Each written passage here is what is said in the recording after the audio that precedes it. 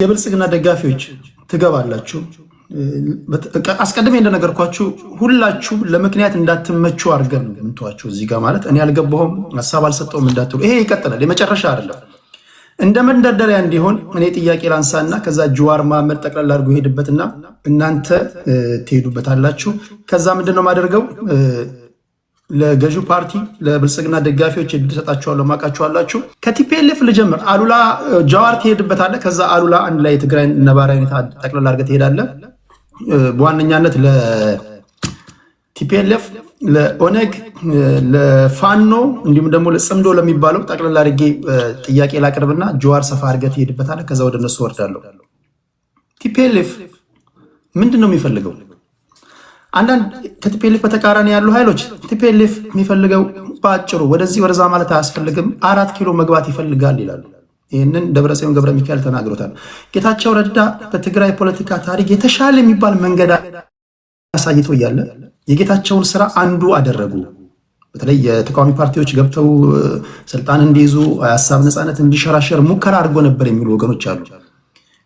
የትግራይን ህዝብ እንደ ሆስቴጅ ይዞ አሁንም የህልውና አደጋ አለብህ በሚል ወደ 4 ኪሎ ለማምጣት የሚያደርጉትን ጥርጊያ እያመቻቹ ነው እንጂ የትግራይ ህዝብ ቲፒኤልኤፍ እንደሚለው በዛ ነባሪያ ሁኔታ ውስጥ አይደለም። ችግር ውስጥም ከሆነ ቲፒኤልኤፎች ራሳቸው የፈጠሩት ናቸው የሚሉ ወገኖች አሉ። ከኤርትራ ጋር ለምሳሌ የተጣመረበት ጉዳይ የኤርትራ መንግስት ከኢትዮጵያ መንግስት ጋር የተጣላበት ዋነኛ ምክንያት የፕሪቶሪያ ስምምነት ነው። ፕሪቶሪያ ላይ እኛ ሳንወከል ለምን ተፈራረማችሁ የሚል ቅሬታ እንዳላቸው ይታወቃል። የሻዕቢያ ደጋፊዎች የፕሪቶሪያ ስምምነት የሰሜኑን ጦርነት ነው ያስቆመው። የሰሜኑን ጦርነት በመቆሙ የተቆጣው የሻዕቢያ መንግስት ነው። ቲፒኤልኤፍ ሲሆን ይህንን ማስቀጠል ሲገባው ይሄ በመሆኑ ከተቆጣው ኃይል ጋር ጥምረት ፈጥሯል። በሰሜኑም ጦርነት እንደነበረው እንደምታስታውሱት ወደ 4 ኪሎ እየመጣን ነው፣ ሌሎቻችሁ ነፍሳችሁን አድኑ፣ ወዴትም ማምለጫ የላችሁም የሚሉ ንግሮችን ከደብረጽዮን የሰማንበት ሁኔታ አለ። በአንተ እይታ የቲፒኤልኤፍ አጠቃላይ ምንድን ነው ፍላጎቱ? ሁለተኛ ለጽምዶ ደጋፊዎች ካላችሁ እንድትነኩልኝ የምፈልገው ለጀዋር ነው። ይህንንም የጽምዶ ጉዳይ በፌዴራል መንግስቱም በተቃዋሚዎቹም ሶሻል ሚዲያ ላይ በስፋት የሚነገር ጉዳይ ነው። ጽምዶንስ እንዴት ነው የምታዩት? የአንዳቸው የመታገያ አጀንዳ ከአንዳቸው ጋር የሰማይና የምድር ልዩነት አለ። ቲፒኤልኤፍ የፋኖ ኃይሎችን ወራሪ ነው የሚላቸው። ወራሪዎች የያዙብንን ኃይል ለማስለቀቅ እየመጣን ነው ይላሉ። ገብረ እግዚአብሔር የስፖክስ ፐርሰን ናቸው። ይህንን ቃል በቃል ተናግረዋል። በፋኖና በቲፒኤልኤፎች የመታገያ አጀንዳ መካከል ልዩነት አለ። ማርቲን ፕሎት በቅርቡ እንደነገረን እነዚህ 4 ኃይሎች ሱዳን ላይ ተገናኝተው እንደመከሩ ነግሮናል። የጽምዶስ ጉዳይ የገባችሁ ነገር አለ? ይሄ ሊሆን የሚችል ነገር ነው? የፌዴራል መንግስቱም ያነሳዋል፣ እነሱም ያነሱታል። በኦሮሚያ ክልል ላይ ፈጠን እያልኩኝ ነው፣ ለሰዓታችሁ የቸኮልኩኝ ነው ጥያቄ የማቀርበው። በኦሮሚያ ክልል ላይ በተደጋጋሚ የሚነሱ ጥያቄዎች አሉ። ለምሳሌ ኦነግ ሲመሰረት እንደ መታገያ አጀንዳ አድርጎ የተነሳባቸው 3 ጉዳዮች ናቸው እኔ እስከሚገባኝ። በዚህ ጉዳይ ላይ ከራጁ ጋር እንስማማለን፣ አንከራከርም። ራስን በራስ የማስተዳደር ጉዳይ አለ፣ የቋንቋ ጉዳይ አለ፣ የአዲስ አበባ ጉዳይ አለ። አሁን ባለው መንግስት እነዚህ ጥያቄዎች ከሞላ ጎደል ተመልሰዋል። አሁን ኦነግ የሚታገልበት አጀንዳ ምንድን ነው የሚሉ ወገኖች አሉ። ለዚህ ምን ትላላችሁ? ሰፋ ለህዝብ ስላለ ላልሰማችሁ ለሰማችሁም ድጋሚ ነው ይሄን ለራጁ ማነሳለት። በቋንቋ ጉዳይ ላይ ቀደም ሲል እንኳን በወጣው እንትን ላይ ሰምታችሁ ከሆነ በኦሮምኛ ቋንቋ የመንጃ ፈቃድ እንዲሰጥ የስራ ቋንቋ እንዲሆን 5 የፌዴራል ቋንቋዎች እንዲሆኑ ተመርጦ ወደ ተግባራ ለመግባት በሂደት ላይ ነው ያለውና ምን ኦሮሚያ ክልል ላይ ምን የሚያስነሳ ጥያቄ አለ? ከሞላ ጎደል እየተመለሰን የሚሉ ወገኖች አሉ። ይሄን ምን ትላላችሁ? በፋኖ ጉዳይ ላይ የክላሪቲ ጉዳይ አለ። ብዙ አይነት ሀሳቦች ናቸው የሚንሸራሸሩት እና የትኛውን ይዘህ የትኛውን መጣል እንዳለብህ አታውቅም። ሁለተኛ የመታገያ ቋንቋ አማርኛ በመሆኑ ሁሉም ኢንፊልትሬት አድርጎ ለመግባት ኢዚ ነው አማራ ፖለቲካ ውስጥና ትንግርቱ የአማራን ትግል እንዴት ነው የምታየው? ይህን ካልኩኝ በኋላ ጀዋር ጠቅላላ አድርገህ እነዚህን ያነሷቸውን ትሄድባታለህ። እናንተ ስማችሁን የጠራው ጥያቄ የወረወርኩላችሁ እናንተ የሚመቻችሁ ምላሽ ትሰጣላችሁ። አብይ አህመድ ወደ ስልጣን ከመጣ በኋላ ቀጥታ ወደ ጦርነት ነው የገባው። አብይ ላይዋጋ ወይም ደግሞ ብልጽግና ላይዋጋ የሚችልበት መንገድ ነበር። አንዳንዶች ጠቅላይ ሚኒስትር ወደ ስልጣን ሲመጡ ይሄ ጦርነት ሊመጣ እንደሚችል አስቀድመው የገመቱ አሉ። በሌላ አባባል በግልጽ ለመናገር ያህል አብይ አህመድ ኃይለማርያም ደሳለኝ ይሆናል ተብሎ የተጠበቀ ሰው ነው። ኃይለማርያም ደሳለኝ ስላልሆነላቸው እንደተጠበቀ ወደ ጦርነት ገብቷል። አብይ አህመድ ከቲፒኤልኤፍ ጋር ላይዋጋ ወይም ደግሞ ጦርነቱ ውስጥ ላይገባ የሚችልበት መንገድ የለም። ይዋጋ ነበር። ጦርነቱ ኢኒቪተብል ነው የሚሉ አሉና ይህን ሰብሰብ አድርጋችሁ ትሄዳላችሁ። አይ ቲንክ ጥያቄ ገብቷቸዋል። ከሰዓት ጋር የተሽቀዳደምኩ ስለሆነ ይህን ጥያቄ ያነሳሁት። ጀዋር ነው ሰፊውን ደቂቃ ወስደ ባነሳውላቸው ጉዳዮች ላይ አንተ ትሄዳለህ። ከዛ ምንድነው የምናደርገው? እንዳልኩት ለገዢው ፓርቲ ሰዎች እድል ሰጣችኋለሁ፣ ትገባላችሁ፣ ጥያቄ ትጠይቃላችሁ። ፕሊስ ከገባችሁ በኋላ አይደለም ጥያቄ የምትጽፉት፣ ከመግባታችሁ በፊት ጥያቄያችሁን ጽፋችሁ ፈጠን ፈጠን እያላችሁ ለጀዋር ከሆነ ለጀዋር እዚህ ላይ ላሉት ጥያቄ ታቀርቡና እነሱ ይመልሳሉ። መጨረሻ ላይ የምክክር ኮሚሽን እያዘጋጀ ያለውን የምክክር ሂደት እንዴት ትገመግሙታላችሁ የሚለውን ጉዳይ ከነሱ ሀሳብ እንሰማና ምናጠቃለል ይሆናል ማለት ነው። ጀዋር ያነሷቸውን ጥያቄዎች እስኪ ሂድባቸው በሰፊው።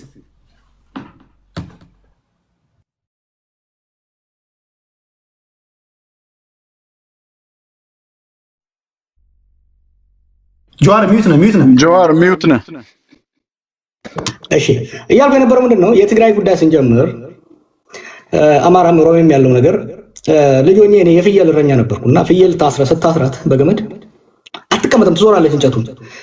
ውስብስብ ይሆንና ከዛ ጫፉ ይጠፋብሃል፣ ልትፈታው የማትችልበት ደረጃው ሲገባና የኢትዮጵያ ችግር አሁን የትግራይም ከዚህ ጋር የተያያዘው ህወሓት ከ91 ጀምሮ ስልጣን ላይ የነበረ ኃይል ነው። በትግል ስልጣን እንዲለቅ ተደረገ። ለፈርስት ስቴፕ ቡዳቢን ሪኢንቴግሬሽን ከነበረው የበላይነት ግን ዝቅ ብሎ የሚሄድበትን ሁኔታ መፍጠር ያስፈልግ ነበረ። ይሄ ምን ያስፈልጋል? ድርድር ያስፈልግ ነበረ። አንድ ስልጣን በበላይነት የያዘ ኃይል ኢንሴኪዩሪቲ ይሰማዋል። ኢንሴኪዩሪቲ ማለት እንደ ግለሰብም በስልጣን ላይ በነበሩበት ወቅት ለተደረገ ስህተቶች፣ ለተደረጉ ጥፋቶች በቀል ሊመጣብን ይችላል ወይ የሚል ፍራቻ፣ ሌጂቲሜት የሆነ ፍራቻ አላቸው። እንደ ፖለቲካል ኮሚኒቲ፣ እንደ ፖለቲካ ማህበረሰብ ደግሞ ከጎና ጎን ያሉ ቁርሾች ስላሉ ልገለል ልጠቃ እችላለሁ ወይ የሚል ወደ ኤክስቴንሽን ኢንሴኪዩሪቲ፣ ኮሌክቲቭ ኤክስቴንሽን ኢንሴኪዩሪቲ የሚያደርስ ስሜቶች ገና ከመጀመሪያው የተጀመሩ ነበር። ትዝ ካላችሁ ያኔ እኔም አሉላ የምንከራከር ነበር። የነበረን ግን የጋራ አቋም ምን ነበር? የትግራይ ልሂቃን ወደ መቀሌ መውጣታቸው ወይም ደግሞ መገፋታቸውም ሆነ መርጠው ቢወጡ መነሻው ዘላ ማዕከሉን ከስልጣን መልቀቅ አንድ ነገር ሆኖ ግን ተገፍተው ወደ ሆም ሪጅን ሲገቡ ሰግሪጌሽን ተፈጠረ፣ ጋፕ ተፈጠረ፣ ንፋስ ገባው ማለት ነው። ቀድም እንዳልከው የኢትዮጵያ ችግር መነሻና መጨረሻ አብይ አይደለም። ግን የሀገሪቷን በትረ ስልጣን ቁንጮ እንደመሆኑ የሽግግሩን የመምራት ኃላፊነት የሚያዘው እሱ እንደመሆኑ አብዛኛውን ድርሻ በሱና በቲፒኤልኤፍ መካከል 100 ሜትር ርቀት ካለ 70 ሜትር መሄድ የነበረበት እሱ ነበር፣ ወደ ሪኢንቴግሬት ለማድረግ ሪአሹራንስ ለመስጠት። ከዛ ይልቅ ነገሮችን የሚያባብስ ከኤርትራ ጋር የነበረው ጉዳይ የመጣው በሚዲያ በማህበራዊ ሚዲያ የመጣው ትርክት ወንጀል ሰርተው ህዝቡ መደበቂያ ለሚያደርጉት የህዝባቸው ዕጣ ፈንታ ለሚያሰጋቸው አንድ ላይ ሆነው ወደ ጦርነት እንድንገባ አደረገ።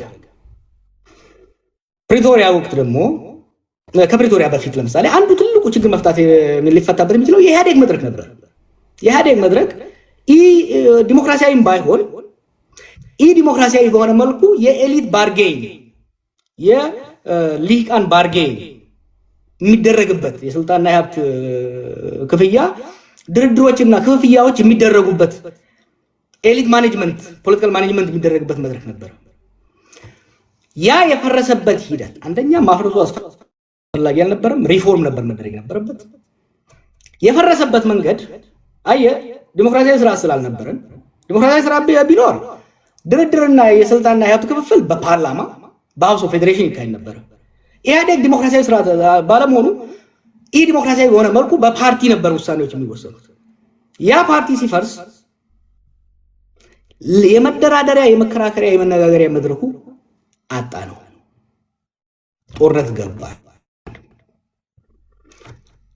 በጦርነት 2 ዓመት ከተጨፋጨፈን በኋላ እድል አገኘንና ፕሪቶሪያ ላይ ተኩስ ማቆም ቻለ። የፕሪቶሪያ ስምምነት ግን ወደ ጦርነት ያስገቡንን ምክንያቶች የፈታ አልነበረም። ወደ ጦርነት የገባ ነው በወልቃይትና ጠገዴ በዌስተርን ትግራይ ጉዳይ አይደለም። ፈንዳሜንታሊ በፖለቲካ ስልጣን አንድ ሁለተኛ የትግራይ እንዲሁም ህወሓት በመጪዋ ኢትዮጵያ ውስጥ ምን አይነት ቦታ ይኑራት የሚለው ጥያቄ ነው ወደ ግጭት ያስገባል። በአብይና እሱ ስልጣን ያዙ ኃይል ወደ መቀሌ ሄደው ህወሓት እንደ መሪነት ግን ከኋላቸው ያለው ኮንስቲትዩንሲ የወደፊት ግንኙነቱ የስልጣንና የሀብት ክፍፍል የሴኩሪቲ ጉዳይ እንዴት ይሁን የሚለው ነው ወደ ጦርነት ያስገባል። ከጦርነት ፕሪቶሪያ ላይ ግን አደራዳሪዎቻችንም ወይ አልገባቸውም ወይ ሸረኞች ነበሩ። ነገሮችን ከስር መሰረቱ የመፍታት ፍላጎት አላሳዩም። ይሄን ምለው ቀጥታ ተሳታፊ የነበርኩ ሲያደራድሩ የነበሩትም ተደራዳሪ የነበሩትም ሰዎች ሰማቃቸው የፖለቲካ ኢሹዎች ወደ ጦርነት ያስገቡን መንስኤዎችን ወደ ጎን ያገለለ ነበር። ናይሮቢ 1 እና ናይሮቢ 2 ላይ ሞር ጦርነቱን እንዴት እናቆምና ከዛ ለያ ጦርነት እንዴት እንዘጋጁ ተልተገባው። ከዚህ በፊት ወደ ጦርነት ያስገቡን ችግሮች ቅድም ያልኳቸው የፖለቲካዊ ማህበራዊ ጉዳዮች የሴኩሪቲ እና የስልጣን ጉዳዮች ተደራድሮ የወደፊቷ ኢትዮጵያ ውስጥ የትግራይ ቦታና የትግራይ ሊቃን ቦታ ምን ይሁን የሚለውን ከመደራደር ይልቅ ከመነጋገር ይልቅ አብይና በአዲስ የታረቁት የህወሓት ኃይሎች እንዴት ተስማምተን ኤርትራን እንውጋ ነበር። ምን ዋሻቸው ነገር አልነበረም። አወዘራ ወይ ናይሮቢ ታው አይሆንም። አዙሪት ውስጥ ነው የምትከቱን። ሪሜምበር 2018 ኢሳያስና አብይ እንደዛ ሲያስጨፍሩ ይሄን ነገር ጸረ ህወሓት አላያንስ አታድርጉት። ይሄን እድል ተጠቅመን በኤርትራና በኢትዮጵያ መካከል የሰከነ በድርድርና በተቋማዊ መሰረት ያለው ስምምነት ላይ እንድረስ። አዲስ አበባና አስመራ መቀሌን ዘለው ሊጨባበጡ አይችሉም። It's a matter of geography. It's a matter of history. ብዬስ ከራከር ነበር። የዛ ጊዜ ሁለቱም ማድመጥ አልፈለጉ። Similarly ናይሮቢም ላይ ሀሌላ ከለም ላይ የተሞከረው አካሄድ አንድ ጦርነት ወደ ትግራይ ጦርነት ያስገባንን ችግር ከመፍታት ይልቅ ሌላ ጦርነት የሚደረግ ነው። ሰዎች አንድ ነገር እንሻወል። ይሄ ኤርትራ፣ ኢትዮጵያ፣ ትግራይ፣ ኦሮሞ ምናምን ነው ነገር ክፍሎችን ቢኖሩ ደግሞ ብዙ ሚስጥር የለንም። we are one community። በተለይ ደግሞ በሶሳይቲ ደረጃ ካየኸው we are one community። ብዙ ሚስጥር አይኖርም። በአስመራና በአዲስ አበባ መካከል በመቀሌና በአስመራ መካከል እኔ ሄጄ ላሉላ ሹክ ብለው አሉላ መጥቶ ለቶላ ለገብረየስ የማይልበት ብዙ ምድር የለም። አይ ኖ ዚስ ፍሮም ኤክስፒሪየንስ። ናይሮቢ ላይ የተደረገው ውይይት አስመራ ወዲያ ነው የደረሰው። በሴም ቲንግ ከዛ በፊትም አዲስ አበባ ላይ ጅማ ላይ ኢሳያስና አብይ ሲያደርጉ የነበረው መቀሌ ሲደርስ ነበር።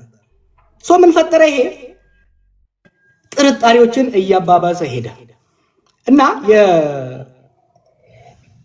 ከዛ ወዲህ ደግሞ የትግራይ የውስጥ ምስቅልቅልነቱ በተወሰነ ደረጃ የአብይ ኮንትሪቢዩሽን የነበረበት ህወሓት ያው በጣም ጠለቅ ማለት አልፈልግም እንጂ ህወሓት ከመለስ ሞት በኋላ ህወሓትም ኢህአዴግም ክራይሲስ ውስጥ ገቡ። የዛ ውጤት ነው አልኩ። ምክንያቱም ለረጅም ጊዜ በመለስ ጭንቅላት ላይ የተመሰረተ አካሄድ ስለነበረ እሱ ሲሞት ስበቱ ሴንተሩን እየለቀቀ ነው የመጣው።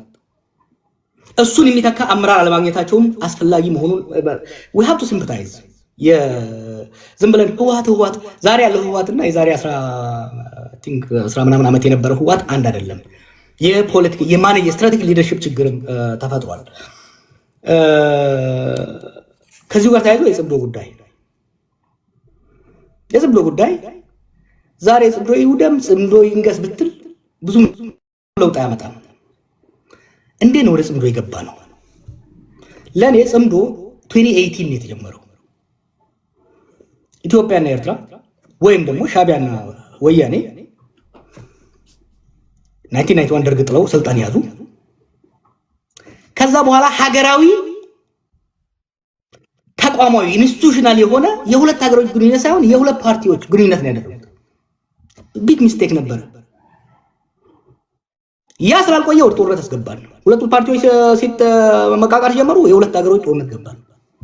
ለ20 ዓመት ኢትዮጵያ በነበራት አቅም ኤርትራን ፍሪዝ አድርጋ በማዕቀብ ውስጥ ማቆየት ቻለች። 2018 ለኢትዮጵያም ለኤርትራም እድል ነበረ። ነገር ግን ያን እድል ዘላቂ ሰላምና በትብብር ላይ የተመሰረተ የኢኮኖሚ እድገት ከማምጣት ይልቅ ህወሓትን መደቆስ ላይ ያደረግነው ፕሪቶሪያ ላይ ህወሓትን ይዘን ህወሓትና ብልጽግና ሆነው ሻዕቢያን የመደቆስ ጨዋታ ውስጥ የተገባው ጽምዶ ዛሬ ላይ ያለውን ትናንትና ደረጃ የሚናገረውን አብይ የሚናገረውን ነገር ከተናገርን ካየነው ሌተስት ናቸው። መሰረቱ ግን ባክፋየር አደረገ። አብይ የተከተለው ስትራቴጂ ባክፋየር አደረገና ገሚሱ ወይም ደግሞ በአብዛኛው የሚሆነው የትግራይ ሊግ ከህወሓት ጋር ሆኖ ወደ ኤርትራ የሄደበት ሁኔታ ነው የምታየው። ለእኔ ጽምዶ ኢስ ዲፌንሲቭ ፓክት የኤርትራ ኃይልም ከአዲስ አበባ ሊመጣበት የሚችለውን አቅሙ ኢኮኖሚውም ትልቅ የሆነ ጎረቤት ሊመጣበት የሚችለውን እራሱን ለመከላከል ያደረገው ታክቲካል ነው። ጽምዶ ማለት ታክቲካል አላያንስ፣ ታክቲካል ዲፌንሲቭ አላያንስ። ይሄ አላያንስ ምንድነው ይዞ ሊመጣ የሚችለው? ወይ እነ ደብረጽዮን እንደሚሉት አሸንፈው አዲስ አበባ የሚገቡበት፣ ወይ አብይ እንደሚለው ሁለቱንም የሚፈረካከስበት፣ ሶስተኛው ደግሞ ለረጅም ፕሮትራክትድ ጦርነት የምንገባበት እድል ውስጥ ነው የሚከተል።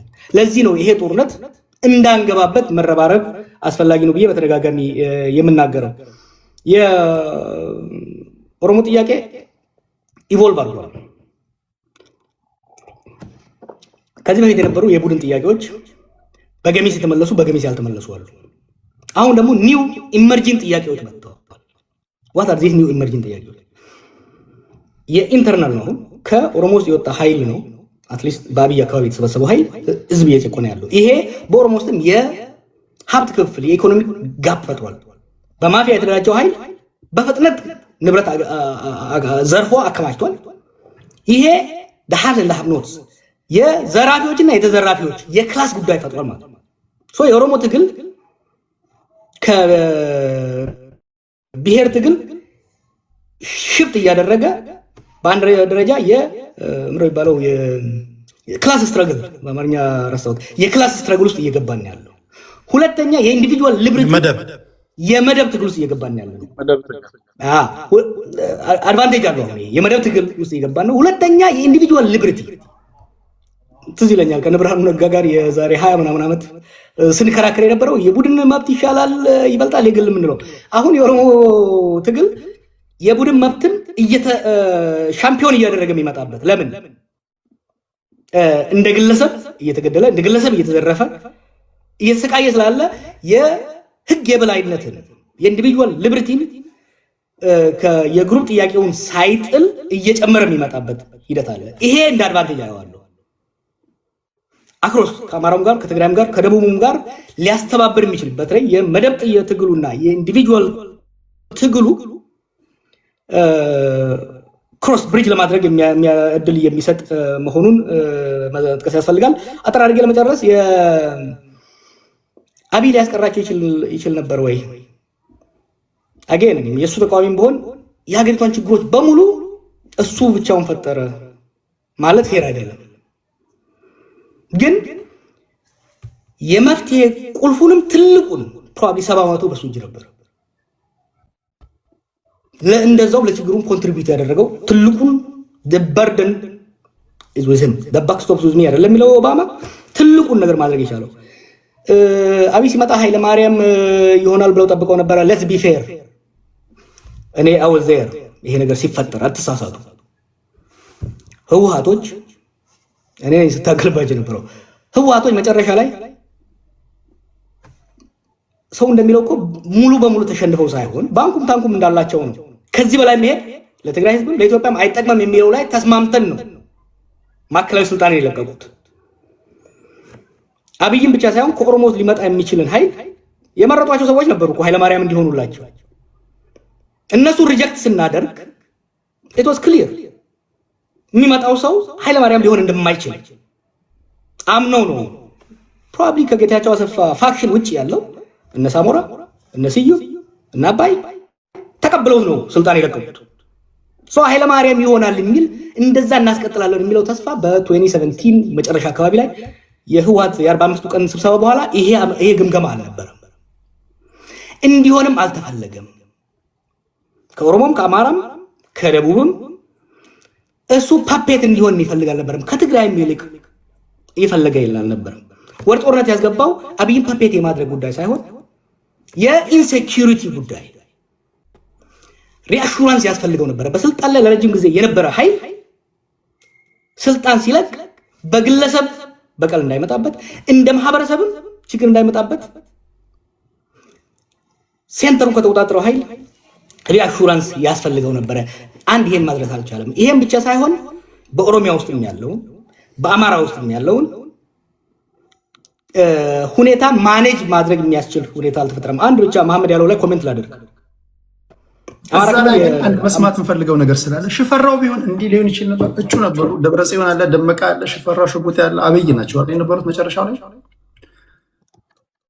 ሌትስ ሴይ ሽፈራው ሽጉጤ ቢሆን በአብይ አህመድ ቦታ አሁን የሆነው ነገር ይሆናል ብለህ ታስባለህ? ሊሆን የሚችልበት እድል አልነበረም። ሪያሊስቲክ ሆነን እንነጋገር። የዛን ጊዜ የፖለቲካ ፕሬሸሩን በግንባር ቀደም እየመራ ያለው የኦሮሞ ኃይል ነበር። ከኦሮሞ ጀልባ ደግሞ የነበረው የአማራ ኃይል ነበር። የኛ ታክቲካል ቾይስ ከኢህአዴግ ውስጥ ሁለቱን ትልልቁን ብሎክ የማንቀሳቀስ ስራ ነበር። ሽፈራ የመሆን እድሉ አልነበረም። ነገር ግን ሽፈራ በሁለቱ ብሎክ ቢደገፍ ኖሮ የተሻለ ሊሰራ የሚችልበት እድል ነበር። ግን ሽፈራዊ የመሆን እድል ሃይፖቴቲካል ነው አንተ የጠየቀኝ። ግን ያ ሃይፖቴቲካል የመሆን እድሉ በጣም ጠባብ ነበረ። ሽፈራውን ህወሓት ቢያስቀምጠው በሳምንቱ ይጣል ነበር። አባዱላን እኮ ፈልጎ ነበር ህወሓት። አባዱላን ቢያስቀምጠው በማግስቱ ይገለበጥ ነበር። የነበረው የለውጥ እንትን አስቸጋሪ ነበር የሚሆነው። ሶሪ የመጨረሻ ታዲያ አብይ አልቆረጠም ያለው ለምንድን ነው? አብይ አስቸጋሪ ሆኖ ለምንድን ነው? አንዱ የመጽሐፍ ውስጥ ጽፌው ላይ ተሆነ ጁኒየር ሚሊተሪ ኦፊሰሮች በተለይ ደግሞ ፍሮንት ላይን ቲም ያልመሩ የውጊያ ያልመሩ ሲኒየር ያልሆኑ ሰዎች ሲመጡ የሚኖራቸው ሚሊተንት ማይንድ ነው። በጦርነት ያልተገራ የሚሊተንት ማይንድ አለ። ገና ተዝጋለ ተቃውሞው ነበር። ያስቀመጥኳቸው ክራይቴሪያዎች ነበሩ።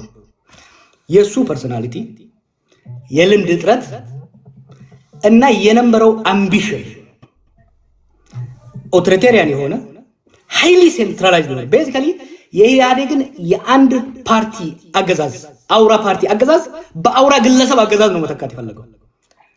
2018 ላይ ግን በታሪክ እየተጫኑት ሂስቶሪካል ፎርስስ የምንላቸው 9 ነገሮች አሉ። እነዛ ተደራብረው 9ኙም የተሟሉበት ሂስቶሪካል ፎርስ የምንለው የዩዝ በልጅ የወጣቶች በቁጥር መብዛት፣ የብሔረተኝነት መጋነን፣ የኢኮኖሚ ችግሮች፣ እንደዚህ የዓለም አቀፍ ሁኔታዎች አንድ ላይ ተደምረው የስቴቱ ካፓሲቲ የተመናመነበት ጊዜ ስለነበረና የህዝብ አቅም ደግሞ የተጠናከረበት ወቅት ስለሆነ አይደለም የግለሰብ አምባገነን የአንድን ፓርቲ የበላይነት ወደ አንድ ግለሰብ የመቀየር ይቅርና ያንን የአንድ ፓርቲ የበላይነት የኢህአዴግን የበላይነት እንኳን ኢንታክት አድርገህ ለማስቀጠል በጣም ከባድ ነበር። ያን ስትሞክረው ሁለት ኃይሎች ተጋጩ ማለት ነው። የአብይ አምቢሽን የፖለቲካ ኃይሎቹ አምቢሽን ሲጋጭ ወደ ዲሞክራሲ መሻገር ማቃተን፣ ጠንካራ አምባገነን ስርዓት መገንባት አቃተንና አኖክራሲ የምንለው ዲሞክራሲያዊም ያልሆነ አምባገነናዊም ያልሆነ ዲሞክራሲያዊ ሆኖ የህዝብ ቁብልነት የሌለው አምባገነናዊ ሆኖ የስቴት የበላይነት ያለው ኃይል መፍጠር አቃተንና የፓወር ሴንተሮች አሁን ቅድም መሐመድ አንስቶታል። አሁን አማራ ክልል ውስጥ የተለያዩ የፓወር ሴንተሮች አሉ። ኦሮሚያ ውስጥ የተለያዩ ፓወር ሴንተሮች አሉ። የስቴቱ ካፓሲቲ፣ የስርዓቱ ካፓሲቲ፣ የሀገረ መንግስቱ ካፓሲቲ ተከፋፈለ እና ያ ነው ችግር የፈጠረው።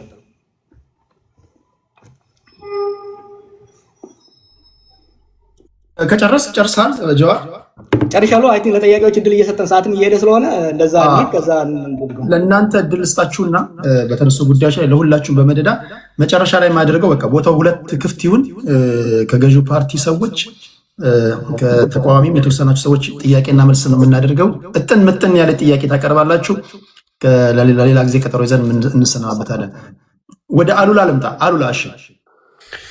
መልካም ወንድሞቼ እንዳነሱት ከሀገረ መንግስቱ ምስረታ ጋር ተያይዞ እየተንከባለሉ የመጡ የኢህአዴግ ችግሮች ይታወቃሉ። በሀገረ መንግስቱ ዙሪያ የኢትዮጵያውያን አለመስማማት፣ ኢህአዴግ ጸረ ዲሞክራሲ የሆነ መሄድ እና በሂደት የኢህአዴግ መፈረካከስ ማለት በተገቢ የተገነባ ተቋምና መንግስታዊ መዋቅር የፓርቲ የበላይነት ስለነበረ ከፓርቲው ጋር አብሮት ይዞ የመውደቅ ችግሮች ኢንፋክት ቅድም ጀዋር ገልጾታል። ኢህአዴግ ባይወድቅ ይመረጥ ነበር። ምክንያቱ አገሪቱ የራሷ የገነባቻቸው መንግስታዊ ተቋማት የምንወያይባቸው የሀብትም ክፍፍል ሌላም ጉዳይም የስልጣንም የምንም ባልነበሩበት ሁኔታ ኢህአዴግ ሲወድቅ ይዞት ነው እንትን ያለው። ያ ልክ ነው። በነገራችን ላይ አንዱ ብዙ ሰው ኢህአዴግ ናፍቆት ብሎ አሁን የሚገልጸው አይደለም።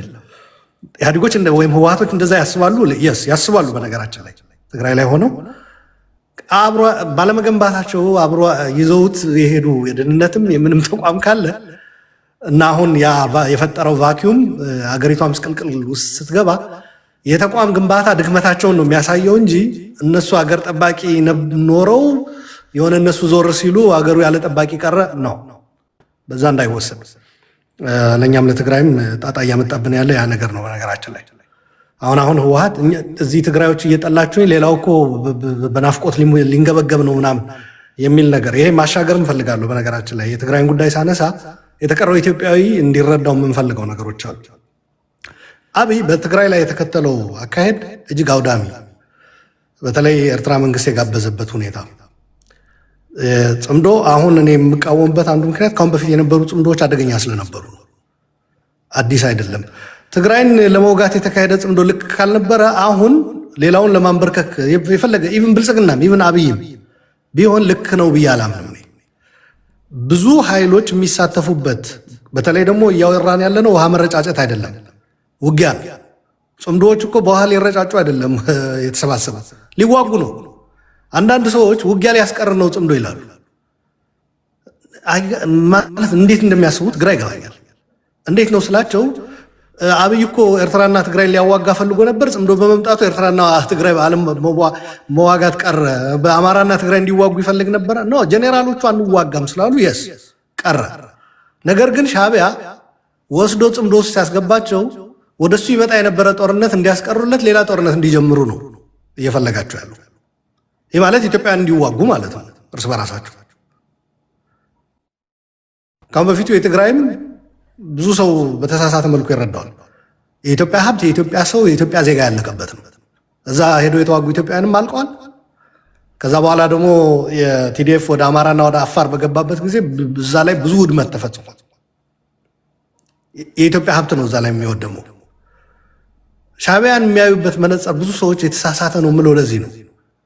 እኛ እርስ በራሳችን እየወደምን እንደሆነ ነው የሚያውቀው። ወደሱ የሚመጣ ጦርነት እያስቀረለት እንደሆነ ነው የሚያውቀው እንጂ ከኢትዮጵያውያን ጋር እኛ ኢትዮጵያውያን ሰላም ሆነን አጠቃላይ ሌላውም ሰላም ሆኖ ኤርትራም ሰላም ሆኖ የሚደረግ ጽምዶ አይደለም ልፈልግ ነው። ኖ እሳቱን እዛ ሙቁት ራሳችሁ። እንዲያውም አንዳንዶቹ የትግርኛ ነገርም ስላለ ነው በድፍረት ኢትዮጵያውያንን ኮርስ የትግራይም ላይ ያፋጀናቸው፣ አሁንም ሌላ አሳይመንት ሰጥተናቸዋል። እዛው ይፋጃሉ፣ ኢትዮጵያ ትበታተናለች። ከዛ የኛ ትልቁ ስጋት ይቀረፍልናል። ኤርትራ የመገንባት ማለት ነው፣ የኤርትራ ሀገርነትን የማስቀጠል ግንባታ የሚለውም ነገር የሚባለው ነገር እንኳ አስቂኝ ስለሆነ እንቶ እየተገነባ ነው የሀገሩ ካላችሁ አይደለም። የሀገረ መንግስት ግንባታ አላካሄዱም። ኤርትራ አልተቋጨም። እና ለማንኛውም ግን ማሻገር የምፈልገው ከትግራይ በኩል አብይ እነዚህን ኃይሎች ይዞ ወደ ትግራይ ሲዘምት የኢትዮጵያውያኖች እልቂት መሆኑ እንዳለ ሆኖ የትግራይ ህዝብ ደግሞ ጀነሳይድ ነበር የተደገሰበት። ኢወዝ ጀነሳይዳል ዎር። ከበባ ነበረው፣ መዝጋት ነበረው፣ ማስራብ ነበረው። የትግራይን ህገ መንግስቱ ሪኮግናይዝ ያደረጋቸው ግዛቶች ቆራርጦ መውሰድ ነበረ። ተፈናቃይ ደግሞ በተለይ አሁን ትግራይ ላይ ያለው ትልቁ ችግር ብዙ ሰዎች እንዲረዱት፣ ኢትዮጵያውያን እንዲረዱት የምፈልገው እንደ ዜጎችም እንድታስቡላቸው የምፈልገው ባገኛችሁት አጋጣሚ ትግራይ ውስጥ ያለ የተፈናቃይ ቁጥር ያስደነግጣል። ትግራይ ራሱ ክልሉ የተፈናቃይ ክልል ሆኗል። ተፈናቃይ የሌለበት ከተማ የለም። ትልልቅ ከተሞች፣ ትምህርት ቤቶች የተፈናቃይ መሰብሰቢያ ሆነው ትምህርት መጀመርም አልተቻለ እና የአይዲፒ ክራይሲስ ትግራይ ውስጥ ትልቅ ነው። በዛ ላይ አሁን ድርቅ እየመጣ ነው። የዘንድሮ ክረምት በሌሎችም የሀገሪቱ አካባቢዎች ችግር እንዳላቃለሁ። ትግራይ ላይ ደግሞ በተለይ ዝናብ እየጣለ አይደለም፣ ከፍተኛ የሆነ የምግብ እጥረት እንደሚፈጠር አውቃለሁ። በዛ ላይ ዓለም አቀፍ ማህበረሰብ ደግሞ ድጋፍ እየሰጠ አይደለም። ህወሓቶች ደግሞ በዘረፋ መሀል ሀገር በምታውቋቸው ብቻ አይደለም የእርዳታ እህል ዘርፈዋል ትግራይ ውስጥ፣ በዛ ይታወቃሉ። አሁን ደግሞ የባሰ ያደረገው በእንቅርት ላይ ጆሮ ደግፍ የሚታገልላቸው ሰው አጥቷል። ታውቁታላችሁ። አይነት ልክ ብልጽግና የሚታገልለት አጥቶ እንደሚያፍሰው ህወሓቶች እያፈሱ ነው።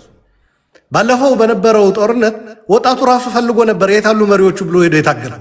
አሁን ግን ወጣቱ አልታገልም ብሎ ህግ አውጥተው በጣም አፋኝ የሆነ ህግ፣ በነገራችን ላይ እንደ ኢህአዴግ ሆነው ህወሓቶች በመሀል ሀገር በስልጣን በነበሩበት የሚያወጧቸው ህጎች ነበሩ አይደል? አይታችሁ ሰምታችሁት የማታውቁ በክልል ደረጃ ሀገር ሳትሆን እጅግ አስደንጋጭ የሆነ አስነዋሪ የሆነ ህግ አውጥቷል። አንድ ሰው መታገር ራሱ ስህተት ነው ብሎ በሚዲያ ከተናገረ ይታሰራል ይላል። ኦር ለአፈሳ የሄዱ ሰዎች ክብራቸውን የሚነካ ንግግር ካደረገ ጭምር እነዚህ በካድሬ ምናምን ይቀለድ የለ በእነዚህ አንተ አትታገልም እንዴ ምናምን ብለው ሄደው በየመንደሩ የሚናገሩት እነሱ ላይ ማሾፍ ራሱ በህግ ያስጠይቃል ትግራይ ውስጥ። በዛ ላይ አብይ ካሁን በፊት አግኝቶት የማያውቅ እርስ በራሳቸው ተቀጣቅጠው ህወሓቶች ተበታትነው ተከፋፍለው የሰጧቸው ሰዎች በሞት ፍርድ በከሃዲነት ካልፈረጅናቸው የሚል ህግም አውጥተዋል። አብይ እኮ የመደመር መጽሐፍና የመደመር ሀሳብ ትግራይ ውስጥ የሚቀበለው ሰው አንድ ሰው አልነበረም። አሁን ግን የአብይ መሳሪያ ተሸክሞ እዋጋለሁ የሚል ትግራዋይ ተፈጥሯል።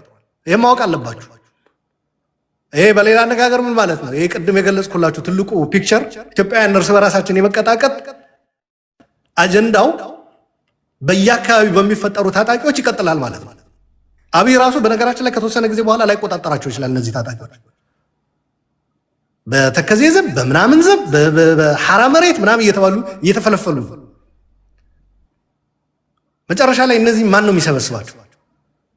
የአርም ሬሱ የመታጠቅ ውድድሩ አትሌቲክስ በፊት እንወዳደርበት የነበረ ታሪካችን ያስንቃል።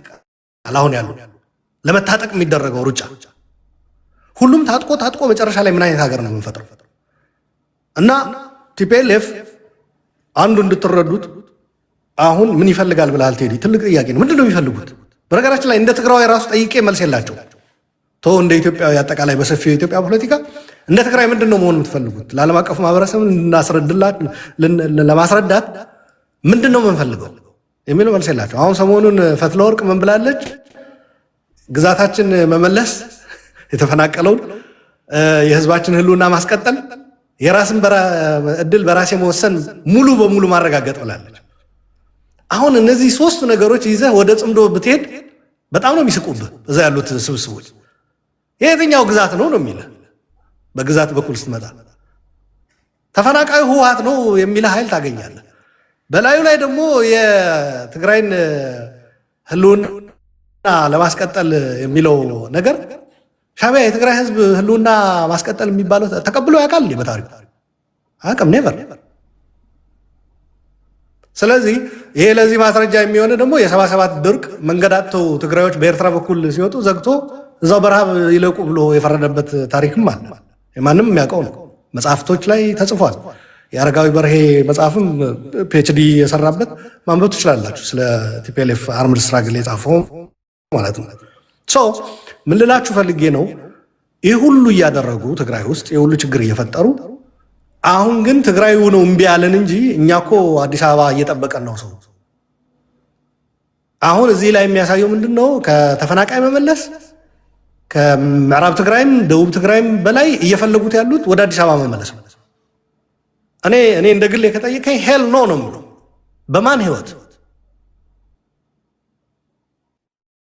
ጦርነት በማካሄድ እንደገና ተመልሰው ለምንድን ነው የተመለሱት? ከደብረ ብርሃን መጀመሪያ ይገምግሙት እስኪ። እውነት ካላቸው ይገምግሙት እስኪ።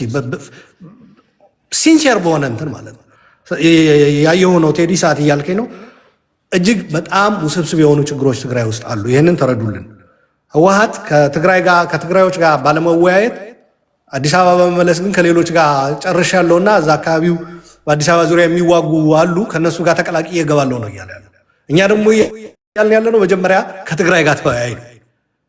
ለሌላውም ይሄ ነው የማሳልፈው። በነገራችን በየአካባቢ ያሉ እንትኖቻችን እንወያይ። ፋኖ በጎጃም በጎንደር በማም ተከፋፍሎ እንዲዋጋ አልፈልግም። ያ እየፈቱ ነው እነሱ አይደል? ፈተዋል በተወሰነ መልኩ።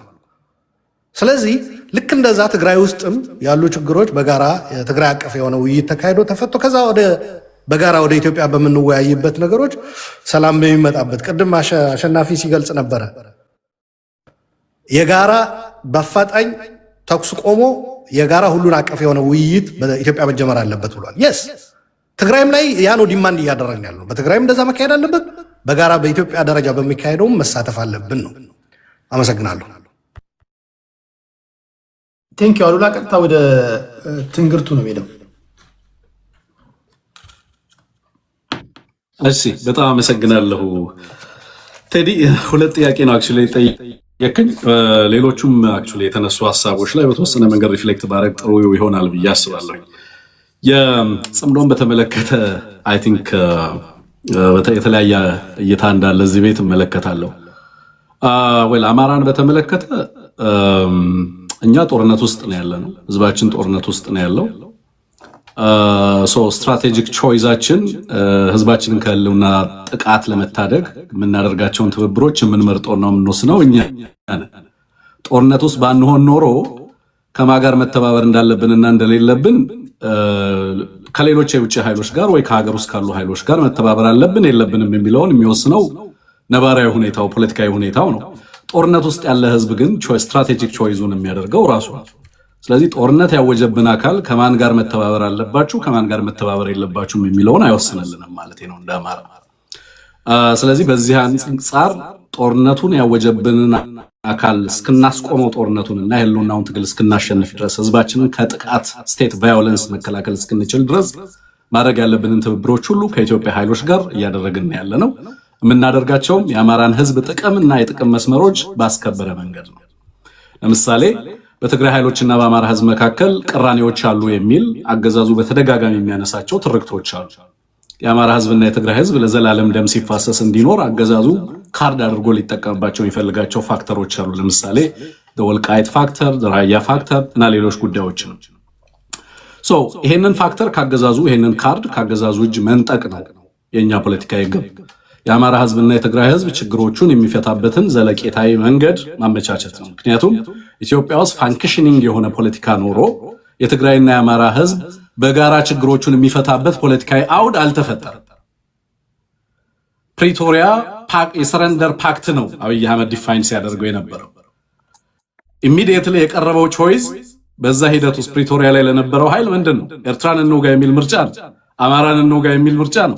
ታንዛኒያ ኦላ ለሰላም ድርድር በሄደበት የቀረበለት ምርጫ ሌሎች ኃይሎችን በጋራ በትብብር እንውጋ ነው።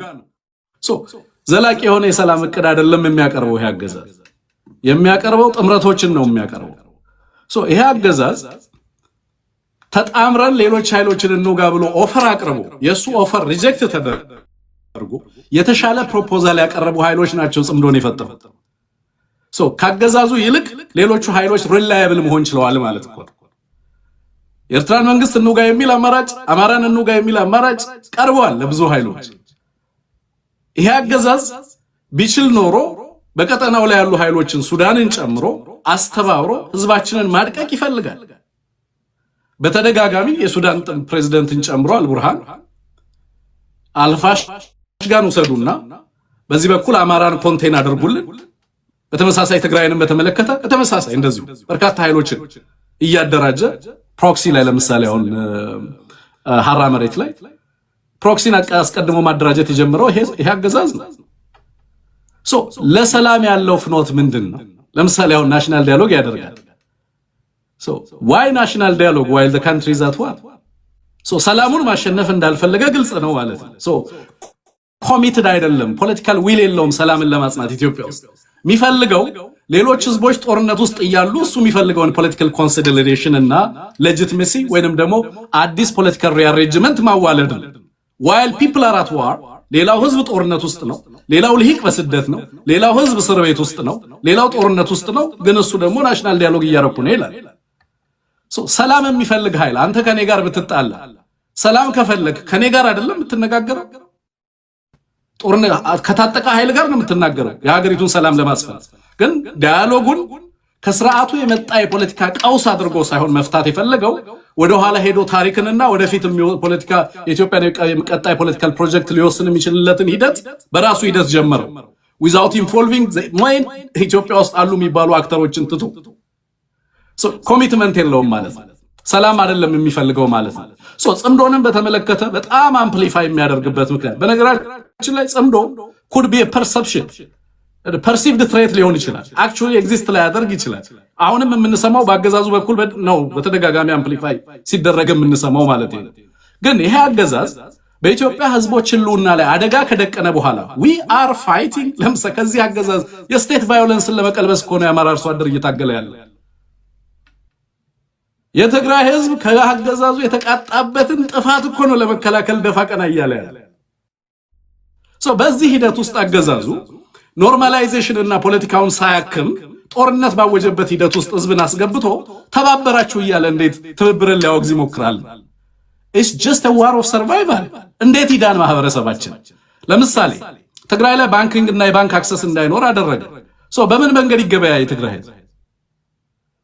በምን ገንዘብ ልክ እንደና አልቡርሃን ሌሎች አካባቢ ዳርፉር ላይ ምናምን የባንክ ሲስተም እንዳይኖር አደረገው፣ ካሽ ፍሎ እንዳይኖር አደረጉ፣ ሰው እንዳይገበያ ያደረጉ፣ ጦርነትን በብዙ ጦርነትን በተለያየ መንገድ ኖት አክቹዋል ቫዮለንሱ ብቻ አይደለም፣ በተለያየ መንገድ በሚዲያ ጦርነት ያካሂዳሉ፣ በባንክ ጦርነት ያካሂዳሉ፣ በሕክምና ጦርነት ያደርጋሉ፣ ማህበራዊ አገልግሎትን በመከልከል ጦርነት ያደርጋሉ። ይሄንን ሁሉ ጦርነት በህዝቦች ላይ የተቃጣ ጦርነት በዋናነትም የመራው አካል እነዚህ ህዝቦች ራሳቸውን ለመከላከል የሚችሉበትን እድል ነፍጎ በምርጫ እንዳንከላከለው ጦርነት ውስጥ ያለን ምርጫ ያካሂዳል። በናሽናል ዳያሎግ ውስጥ ተወክለን ህዝባችንና የህዝባችንን ጥያቄ እንዳንመልስ ጦርነትን ለማስቆም ፈቃደኛ ሆኖ አንደኛውም አጀንዳ ጦርነትን የማስቆም አጀንዳ አይደለም። ከስምንቱ አጀንዳ ውስጥ የኢትዮጵያ ፕራዮሪቲ would have been peace ነው ቀድሞ። ግን ናሽናል ዳያሎጉ የሚያወራው ስለሌላ ነገር ነው። ኢቭን ቀደም አሁን ጀዋር ምን አለ? የኦሮሞ ህዝብ ጥያቄ ኢቮልቭ አድርጓል፣ የአማራ ህዝብም ጥያቄ ኢቮልቭ አድርጓል። it is not አሁን ህገ መንግስቱንም አይደለም እኛ እያወራን ያለነው። it's about survival።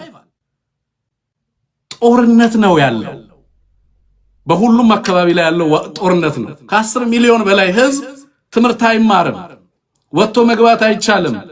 የአዲስ አበባ መምጣት ምን ያህል ከባድ እንደሆነ ታውቃላችሁ። አሊ ዶሮን እንዴት እየተጠቀመበት እንዳለ ማለት ነው። በእነዚህ ሁሉ ሂደቶች ውስጥ አንድ ህዝብ ስትራቴጂክ ቾይስ ሊያደርግ ይችላል። በነገራችን ላይ ጽምዶ ያገዛዙ ፖለቲካል ፌር እና ፓራሊሲስ የፈጠረው ስትራቴጂክ በተለይ ጂኦፖለቲካል ክራይሲስ ነው። የኢትዮጵያ የፖለቲካ ቀውስ የወለደው ጂኦፖለቲካል ክራይሲስ ነው። ብልጽግና ያልተገነዘበው ነገር ኢትዮጵያ ውስጥ ያሉ ህዝቦችን ኮንቴን አድርጎ አስርቦ በጦርነት ፈጃለሁ ብሎ ነበር የሚያስበው የነበረው። በዛ ሂደት ውስጥ የራሱን የፖለቲካ ቅቡልነት አገኛለሁ ብሎ ያስብ ነበር። አንፎርቹኔትሊ ምን መጣበት? ጂኦፖለቲካል ክራይሲስ መጣ። ከዚህ በፊት እሱ እንደሚለው በተለይ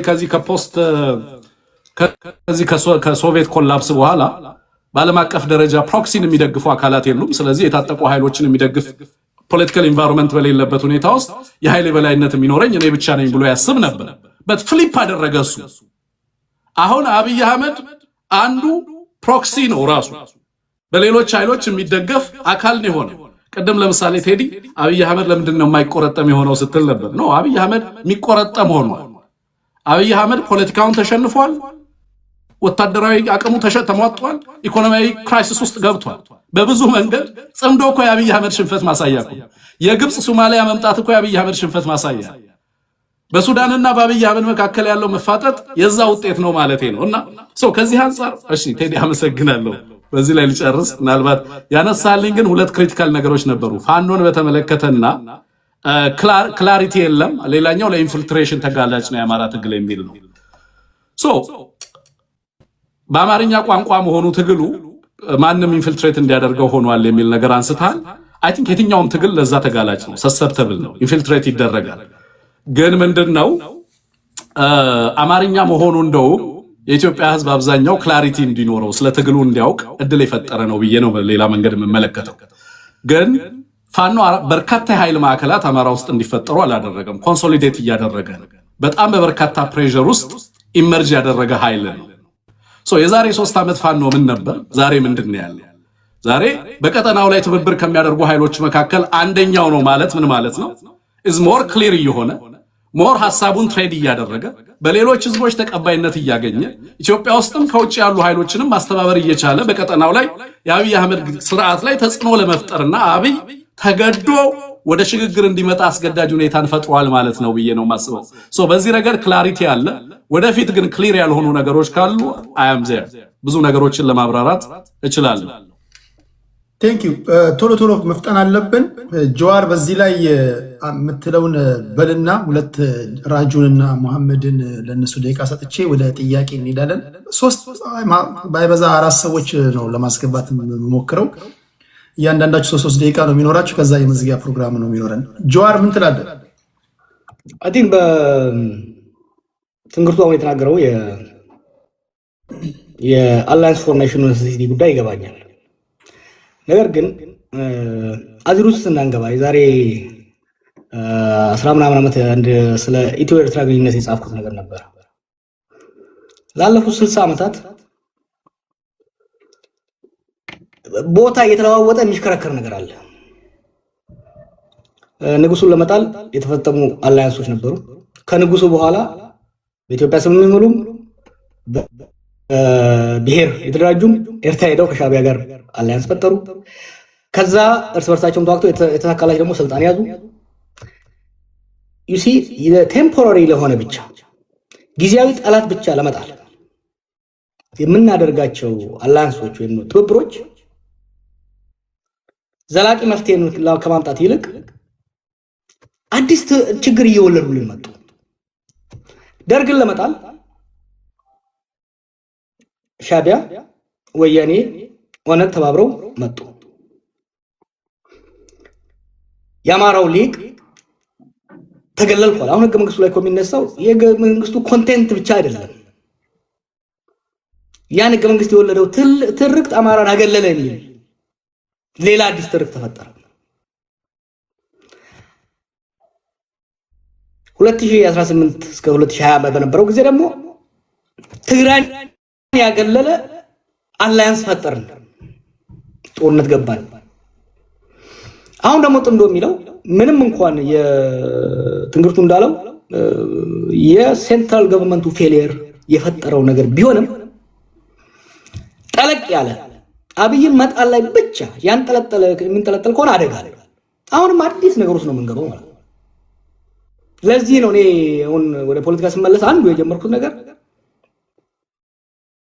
ኢትዮጵያን ከአብይ በኋላ ማሰብ መቻል አለብን። ከአብይ በኋላ የምትመጣው ኢትዮጵያ አብይ ላይ ብቻ ፎከስ ካደረግን ከአብይ በኋላ የምትመጣው ወይም ደግሞ ከብልጽግና ፖስት ብልጽግና ምን አይነት አሰላለፍ ምን አይነት ማህበራዊ እና ፖለቲካዊ አደረጃጀት ነው የሚያዋጣን የሚለው ላይ መወያየት፣ ስምምነት መድረስ። ሚኒማል ፕሮግራም ላይ ብቻ የምናደርገው ነገር ከሆነ ነገ እሱን ጥለን እንደገና በአዲስ ለሌላ ዋንጫ ጦርነቱ እንዳንገባ ጥንቃቄ ማድረግ ያስፈልጋል ባይ ነኝ። በተመሳሳይ ሁኔታ ብልጽግናን የሚደግፉ ሰዎች ደግሞ ጽምዶ መጣል ሰሜን መጣል እያሉ ኦሮሞና ደቡብን ለማስወካት የሚያደርጉ ነገር ደግሞ አያዋጣም። አዲስ አበባ ላይ መድረኩን ዝግ አድርገው የፖለቲካ መድረክ ከተዘጋ ስክሪፕቶ ይቀመጥና ክላሽ ይነሳል። ፔሪድ። ክላሽ ያነሳ ኃይል ደግሞ ወዶ ሳይሆን በግድ ከሌላ ኃይል ጋር ይተባበራል። ቴዲ ብድግ አድርገህ ሐዋሳን ከሻሸመኔ ለመገንጠል ብትፈልግ ወይም ደግሞ ሻሸመኔ ሐዋሳን እያጠቃች ብትሄድ ጠመንጃ ካነሳህ የግድ ከቡሌ ሆራ መሳሪያ ሊመጣልህ ይገባል። ምንም ባትወዳቸው የቡሌ ሆራ ሰዎች ባትወዳቸው ራሱ መሳሪያ እንዲገባልህ ከነሱ ጋር መተባበር መቻል አለብህ። ኢንሰርጀንሲ። ለዚህ ነው ከጦርነት እስካልወጣን ድረስ አንደኛ እነኚህ የውስጥ አላያንሶች የተቀያየሩ ይሄዳሉ። ሁለተኛ ከውጪ ኃይሎች ጋር የሚኖረውን ትስስር መቁረጥ አንችልም። ለምሳሌ ግብጽ ነው ለኛ ትልቁ አስጊ አይደለም እንደ ኢትዮጵያ። ግብጽ 3 ስትራቴጂ ነው የምትጠቀመው። አንዱ የውስጥ ቀውስን ማባባስ ነው። ሁለተኛ ከጎረቤት ጋር ማጋጨት ነው። ሶስተኛ ዓለም አቀፍ ፋይናንስ እንዳናገኝ መከላከል ነው። ሁለቱን እኛ ነን እየሰራንላቸው ያለ ነው። የውስጥ ፖለቲካችንን በፖለቲካ መድረክ እንዳንፈታ የፖለቲካ ሊቃንና የፖለቲካ ተዋናዮችን ከመድረኩ በመግፋት ወጣቱ ጫካ መሳሪያ ይዞ ኦሮሚያ ላይ፣ ትግራይ ላይ አማራ ላይ ጦር እንዲገባ ካደረከው ያን ጦር ለማግኘት ማቀበል ከሚፈልጉት ኃይሎች ይቀበላል።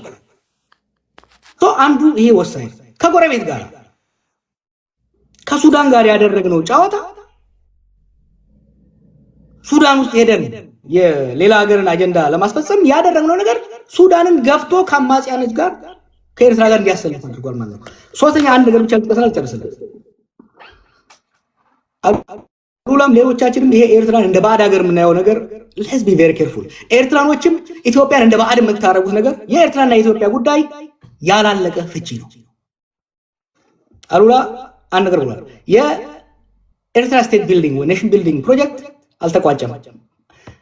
ከኢትዮጵያ ጋር ያለው ጉዳይ እስካልተቋጨ ተቋማዊ በሆነ መልኩ ሰላማዊ በሆነ መልኩ የሁለቱን ሀገራት ጥቅም ባማከለ መልኩ እስካልፈታነው ድረስ የኤርትራ ሀገረ መንግስት ግንባታ አይጠናቀቅም።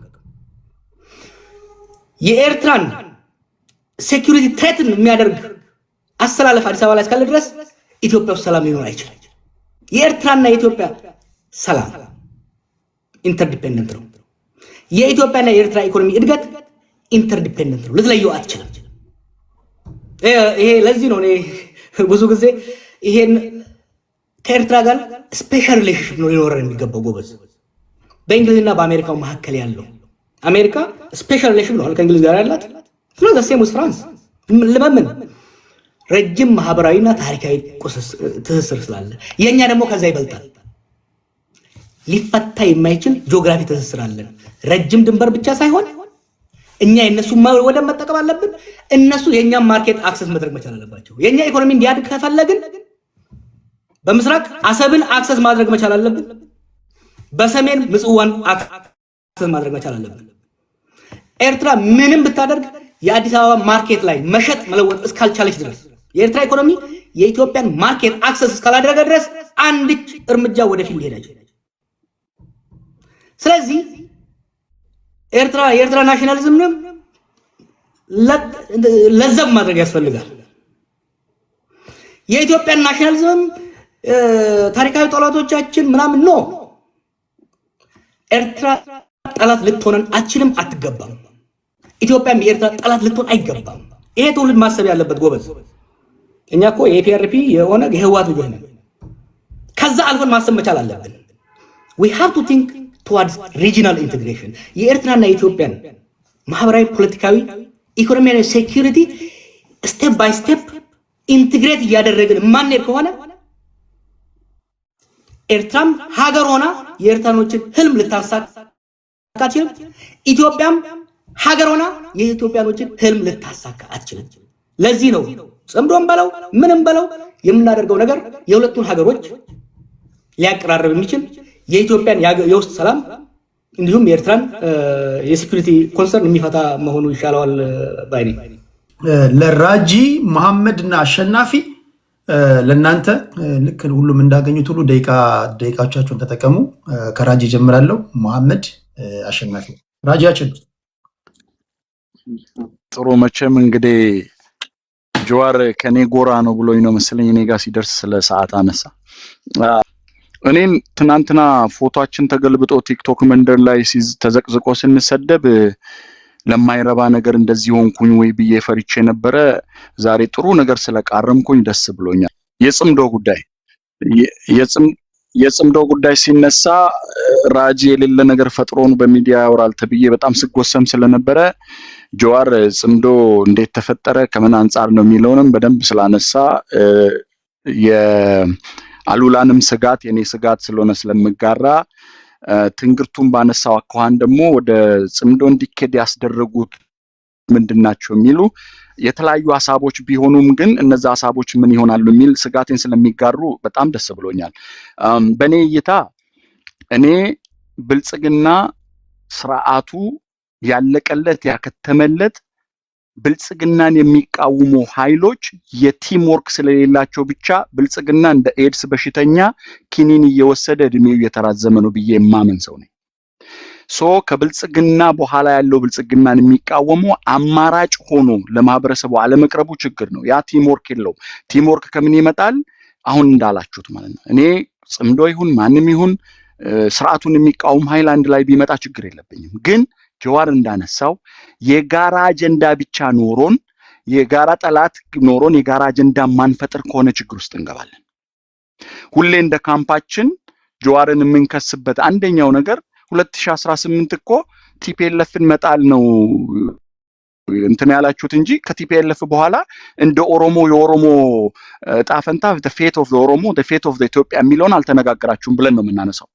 the same thing አሁንም ብልጽግና ማስወገድ ብቻ ሳይሆን ከብልጽግና በኋላስ ምንድነው የምናመጣው የሚለው የአጀንዳዎች መፈጠር መቻል አለባቸው። ይሄንን አጀንዳ ክሊር ለማድረግ ደግሞ ቀደምነት እንግርቱም እና ሉላጋም የሚነሳም ቲፒኤልኤፍም ፋኖም ኦላም ግልጽ የሆነ ማታገያ ሐሳብ አስቀምጠው ቀጣይ የህብረተሰቡ ጣፈንታ ክሊርሊ ቁጭ ካለ የሚቃወመውም አውቆ ይቃወም፣ የሚደግፈውም አውቆ ይደግፍ። ስለዚህ እዛ ዙሪያ ላይ ቪዥታዎች አይኖ ከበጣም መጥፎ ይሻላል መጥፎ ሁለቱም መጥፎ ናቸው የሚባል አባባል አለ። ስርዓቱ ጽምዶን እንደማስፈራሪያ ይጠቀማል። እሱን አይደለም እያልኩ ያለሁት። ጄኒዩንሊ ግን የሚደረጉ ነገሮች ለምሳሌ ጽምዶን የአማራን ህልውና የሚከላከል ፋኖ ቅድምት ወንድሜ ትንግርቱ እንዳነሳው ፕሮፌሰር የአማራን ህልውና ከሆነ እኔም የኦሮሞ ህልውና ይጠበቅ፣ የአማራ ህልውና ከተጠበቀ የአማራ መብት ከተጠበቀ የኦሮሞ ማህበረሰብ መብት ይጠበቃል። ለኔ እኩል ነው። የኦሮሞን ጥያቄ ይዤ እመጣለሁ፣ የአማራን ጥያቄ ይዞ ይመጣል። ስለ ሀገራዊ ጉዳይ ማውራት እንችላለን። ድንበር ዘለል ነገሮች ሲደረጉና ሪስቴኖ ተብሎ አንዳንድ ነገሮች ሲነሱ ደግሞ ለምን የጽምዶ አካል ይሆናል የኔ አካል ብዬ ታገላለሁ። ሶ ክላሪቲዎች መኖር መቻል አለባቸው። የጋራ አጀንዳ መፍጠር ላይ መሰራት መቻል አለበት። በተለይ መሪ ሐሳብ ይዛችሁ የምትጓዙ ሰዎች አጀንዳን ማምጣት ይቻላል፣ ተስፋ ስላለ አጀንዳ ወደ ማምጣት መስራት ላይ ይሄ አሁን ቅድም ኢቮልቭ አድርጓል የኦሮሞ ጥያቄ የሚለውን እኔ ፋንዳሜንታሉ ላይ ተኮር አደርጋለሁ። አሁን ኢቮልቭ ያደረገውን ብናነሳ አይቻለሁ። ጀዋርን ፌስቡክ ላይ ሲያነሳ ሌቨሎችን እዛ ላይ ስላልደረሰ የመደብ ትግል ላይ ደርሰናል ብንል ልዩነት የውስጥ ስላለን ያ ነው። ያንን መጀመሪያ ማኩሰም መቻል አለብን። የት ሌቨል ላይ ደርሰናል፣ ፋንዳሜንታሉ የት ደርሶ ወደ ኢቮልቭመንቱ ደግሞ ምን እናደርጋለን የሚለው ጥያቄዎች በሲኩዌንስ ብንሄድ ስቴጆቹ እንትን አይሉልን። ስለዚህ ያንን ፎከስ ያደረኩት ቴዲ ስታነሳ ፋንዳሜንታሎቹ ላይ የኦሮሞ ጥያቄ የፍንፍኔን ነገር ታነሳለ። የፍንፍኔ ከድንበር ጋር ይያያዛል። የኦሮሞ ህዝብ የኢትዮጵያ ስርዓተ መንግስት ሳይሆን የኢትዮጵያ ሀገረ መንግስት ስትገነባ ኦሮሞ ሲኖርበት ከነበረ መሬት ያለው የኦሮሞ ነው ብሎ ያምናል። ያ ደግሞ ፍንፍኔንም ያካትታል። ሶ ማታገያ ሐሳብ ሳይሆን ዊዝን ፕሮሰስ የምትጠይቀው ነው። ግን ያነሳቸው ቋንቋ እንደ ፓርቲ እንደምናምን ሳይሆን የሥራ ቋንቋ የፌደራል ቋንቋ መሆን አለበት። የኢኮኖሚክ ኤክስፕሎሬሽን ቅድም ያነሳ ነው። የራስን በራስ ማስተዳደር ዝም ብለው የስሙላ አጃቢ ምናምን ፈጥረ ምርጫ አድርገ ራስን እየመረጥክ ነው የምትለውን ነገር ሳይሆን እኒህ ፋንዳሜንታል ኩዌስችኖች ላይ ኦሮሞ አሁንም አልተመለሰለትም። ያንን ደግሞ የኦሮሞ ጥያቄ መልሻለሁ ብሎ ቅድም ጀዋር እንዳነሳው በጣም በጣም ቬሪ ኢምፖርታንት ሌሎቹ ልትረዱን የሚገባል። ቴዲ ሁሉ ጊዜ እኔን አንድ ላይ እንደ ብልጽግና ሲሰድቡን ስታነሳ የነበረው አለ። የኦሮሞ ጉያ ስር ተወሽቆ ኦሮሞን እያስጠቃ ያለ ስርዓት ነው ያለው። ስለዚህ ኦሮሞ ሆነን ነው ስርዓቱን እየታገልን ያለ ነው። ያንን በደንብ ለይታችሁ ማወቅ መቻል አለባችሁ። ሶ ዛዛሪያ ላይ ደግሞ the same አይነት ኢሹ ካለን ምን አድርገን ነው መሻገር የምንችለው የሚለውን ዲፋይን ማድረግ ላይ ጥሩ። በሚዲያ በጣም ስጣላ የነበረውን ጀዋር ያነሳልኝ ከ45 ቀን ኢህአዴግ ስብሰባ በኋላ የውሃት ችግር ከዛ ነው የሚጀምረው ብዬ ሳነሳ ነበር። ቴዲ የምታስታውስ ከሆነ ከሰንትራል መንግስቱ ፈቀቅ ካልን ህዝባችን አሁን ኦሮሞ እየተጠቃበት እንዳለ ቲፒኤልኤፍ እና የትግራይን ህዝብ ሳይለይ የትግራይን ህዝብ ጥላቻ የተነዛበት ትርክት ስላለ ፈቀቅ ማለት አለብን የሚል ኃይል ተፈጥሮ ያ ሊበራል ሆናችሁ ተብሎ የኮንሰርቫቲቭ ኢንተርናል ፕሮብለም ፈጥሯል የሚለውን ጀዋር በደንብ አርጎ አንድ ቀን ሚዲያ ላይ ተናግሮ ነበር። በደንብ ያነሳው እሱ ነገርም የሚገዛ ነገር። ሌላኛው ይሄ የውስጥ ችግር ናሽናል ኢንተረስት ላይ ጀዋር ኢምፖርታንት የሆነ ነገር እንዲያነሳ ከኔ ቀጥሎ ሲያነሳ ማነሳለት ተቃዋሚዎች የናሽናል ኢንተረስትን አይጠብቁም ብሎ ማሸማቀቂያ ሐሳብ ይነሳል እና የውስጥ ችግራችንን እና ናሽናል ኢንተረስት ላይ ኢንፑትህ ምን ይመስላል የሚለውን እዛ ላይ ብታነሳ። ይሄንን ማነሳበት ችግር ኦላ ይሁን ቲፒኤልኤፍ ይሁን ፋኖ ይሁን የሰላማዊ ትግል የሚያደርገው ካፋው ይሁን ኦነግ ይሁን ያፓ ማንም ይሁን ሂዶ ግብጽ ደጅ እኮ የሚጠናበት ምንም ምክንያት የለውም። የውስጥ ችግራችን ቁጭ ብለን ብንፈታ ማንም ጋር ሄዶ ለማኝ አይሆንም ነበር። የውስጥ ችግራችን መፍታት ደግሞ አንዱ ማሸማቀቂያ እናንተ ተቃዋሚዎች ናሽናል ኢንተረስት ላይ የኢትዮጵያን ጥቅም አሳልፋችሁ ትሰጣላችሁ ነው። በኔ እይታ የኢትዮጵያን ጥቅም አሳልፎ እየሰጠ ያለው 130 ሚሊዮን ህዝብ የሚመራ መንግስት ለ30 ሚሊዮን ተላላኪ ሆኖ ፕሮክሲ ዋር እያደረገ ያለ ነው። እኛንን እንዳውም ኢትዮጵያ መቀጠል አለባት እያልን እያነሳን ያለ ነው። እዛ ላይ በደንብ ረቅጣችሁ ለናሽናል ኢንተረስቱ ላይ ብታነሱት ጥሩ ነው። ዛሬም ታክቲካል አላያንሶች ሊፈጠሩ ይችላሉ፣ ግን የጋራ አጀንዳ ላይ ቢሰራ ጥሩ ነው። ሌላም ጀዋር እንዳነሳው የኦሮሞ ትግል እኔ አስምሬ የምናገረው ለማንም ስጋት አይደለም። ችግራችን ጀዋር ቅድም ክሪቲሳይዝ እንዳደረገው የኦሮሞን ትግል ቁጭ ብለን ከሌሎች ማህበረሰቦች ጋር ትግላችንን ባለማውራታችን ባለመነጋገራችን ስጋት ሆኖ ታይቶ ጠላት ለጠላት ቁጭ ብሎ ቢያወራ ፖለቲካውን የሚመራው ልዩነታችን የአይናችን ብሌን የምታከል ልዩነት ነው ያለነው። ግን እንደ ስጋት ታይቶ ነው የሚታየው። የኦሮሞ ህዝብ የኦሮሞ ትግል ለማንም ስጋት አይደለም፣ ለማንኛውም ዜጋ። እንደውም የኢትዮጵያ ተምሳሌት ኦሮሚያ ናት። ኦሮሚያ ውስጥ የማይኖር ማንም ብሔር የለም። የኦሮሞ ህዝብ ሰላም ካገኘ የኢትዮጵያ ህዝብ ሰላም አገኘ ማለት ነው። ያንን አውድ ብትከተሉና በተለይ ደግሞ ጀዋር እንዳስቀመጠው ኮንሰርቫቲቭ የሆነ ሌፍት ራይት ኃይል ያለ አለ።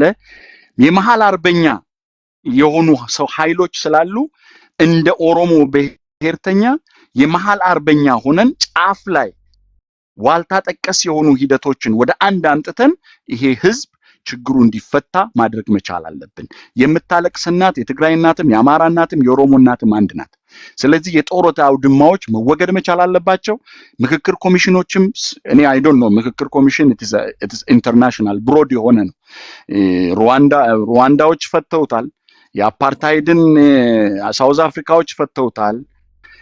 ሴራሊዮን ውስጥ ተደርጓል። እኔ የምኖርበት ካናዳ ኢንዲጂነስ እና የነጮች ተፈቷል። ምክክር ኮሚሽን የሚገባው መጀመሪያ ሰላም ወርዶ ጀስቲስ ሪኮግናይዝ ተደርጎ ነው። ስለዚህ እሱንም ማግለል ጥሩ አይመስለኝም። በሱ ላይ በደንብ ቦይኮት ማድረግ አለብን። ዝም ያልን ይመስለኛል። አንዴ ህግ ከሆነ በኋላ ችግር ውስጥ ስለምንገባ አሁኑኑ በደንብ መሰራት አለበት የሚል ሐሳብ ነው ያለኝ። ቴንክ ዩ ቴዲ። ቴንክ ዩ። ወራቶች የሚወስዱ ነገሮች ስለሆኑ ተደጋግመን ስለምንገናኝ እናነሳበታለን። መሐመድ ወደ አንተ ልምጣ። የምክክር ኮሚሽኑ ጉዳይ አጀንዳዎችን አልረሳውም ለማለት ያለው ኦኬ። እንግዲህ በዋናነት ከጽምዶ ጋር ተያይዞ ያለውን ጉዳይ ነው። እኔ ጽምዶ የሚባለው ጉዳይ የፌዴራል መንግስቱን ላይክ ኤግዚስት እንዲያደርግ የሚያደርግ ሂደት ነው ብዬ ነው የማስበው። ምክንያቱም በዋናነት ጽምዶን አምፕሊፋይ የሚያደርገው የፌዴራል መንግስቱ ደጋፊዎች የሆኑ ወይም ደግሞ ብልጽግና ደጋፊዎች ናቸው። ከመጀመሪያውም ካያቸው ለምሳሌ ሱዳን ላይ የጽምዶ ጋር ተያይዞ በነገራችን ላይ ከቋንቋ ጀምሮ ችግር የነበረበት አሊያንስ ነው። ጽምዶ ይሁን ጥምዶ ይሁን የሚል ፋክሽን ተፈጥሮ ራሱ ቲክቶክ ላይ በጣም እንትን ሲሉበት የነበረ ነው። ትግርኛ፣ አማርኛ፣ ኦሮምኛ የሚሰሙ ሰዎች ብዙውን ጊዜ ለዚህ ችግር የለባቸው። ቅድም ትንግርቱ አሁን